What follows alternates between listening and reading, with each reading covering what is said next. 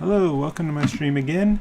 I'm going to do a video on using real life geography in your D&D world. The idea is use real life, things, places in your D&D world. Here's an example right here.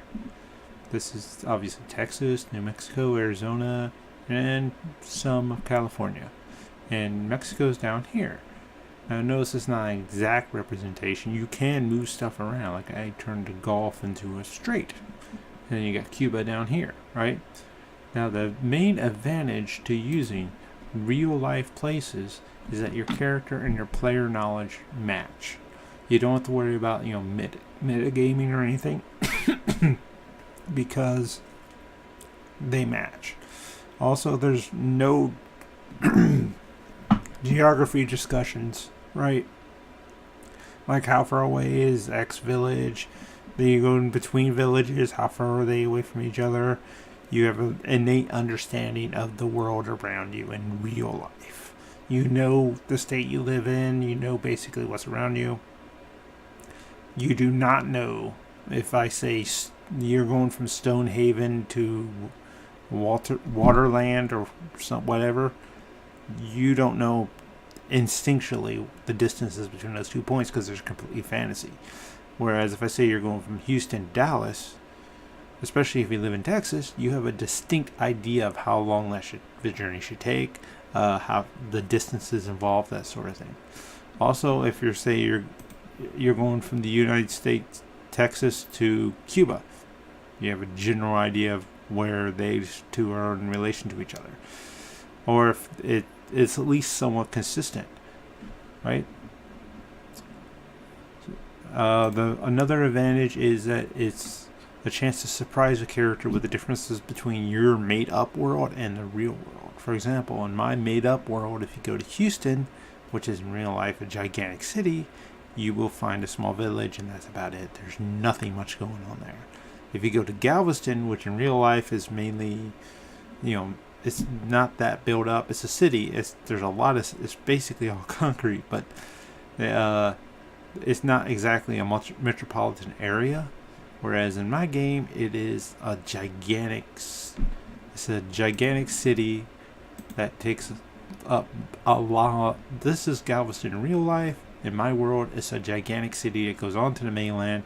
It's huge, right? And if you go to Galveston, you might expect something else. You're going to get a gigantic city. This is the main capital of all of Texas in my world.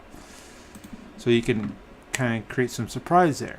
You can create caricatures of an area. You can make a real life area and pick something that's really known for in real life and build a fantasy area based off that.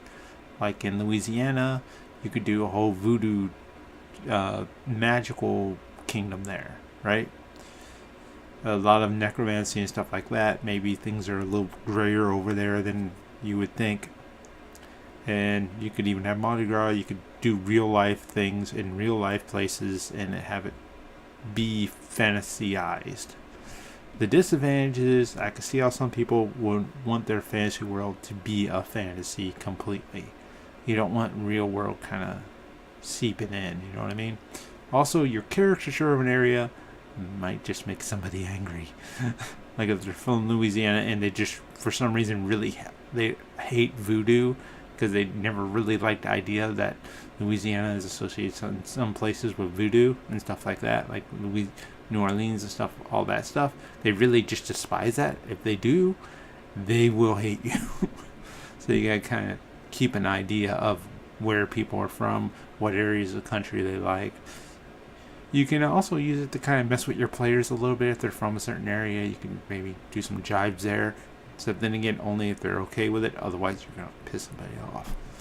So that's the general idea. I think it's a pretty good idea to use like real life locations because, like I said, it just avoids a lot of confusion. You know where basically, if you do a different part of the country, like you do the East Coast, you know Maine in relation to, say, New York. You know roughly what that's supposed to be. You don't know like completely made up areas. And plus, it saves a lot of work on a DM because he doesn't have to make these from scratch. you can use the real world basically as a template. Like with mine, you can move stuff around, you can change stuff around, you can cut off most of the United States.